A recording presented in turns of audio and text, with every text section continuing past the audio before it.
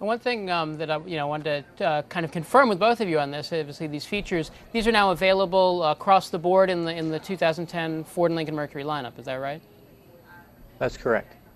Um, with these features, one of the things that struck me, and if you haven't been to the Sync My Ride site, it definitely has a lot of information on there that and some visuals, some tutorials that are helpful. But I mean, all of this, people think of GPS and turn by turn and that sort of thing, and it's usually through a big monitor in the center console. This is all through the radio using the voice system. Is that right? Yes, it is. It's primarily, voice, because we believe that's the safest way to deliver the turn-by-turn navigation.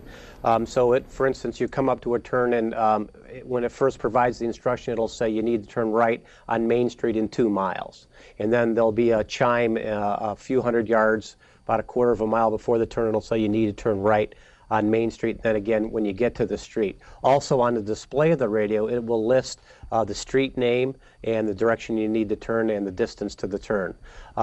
In future models, like for instance next year when we introduce Signature HMI, we're going to vastly improve the graphics that go along with it. It'll look very much like a normal, fully embedded navigation system with turn arrows, route summaries, etc. You can get all that information by voice. So for instance, you can hit the voice button and say route summary, and it will give you all the turns you need to turn on, or you can say next turn.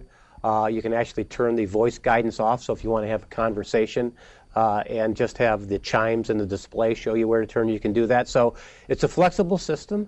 This is our first rollout of the product, this spring. We're going to be improving it year over year and bringing a lot of new features at least every 6 months, so just watch the space. It's cool stuff. And so this is the third year for Sync overall, but the first year for the driver services portion. I got a question that we take here from Maureen in Revere. She's wondering. I mean, you did mention the cost it's free for 3 years in current cars, but she was wondering too whether a car could be retrofitted at all if you had an older model Ford or Lincoln Mercury. So for the traffic directions and information services, right now you cannot, because it requires the GPS module. I'm sure our aftermarket team is looking at that to see if it's a viable business case. Sometimes it's not, because the take rate's so high because the feature's so popular.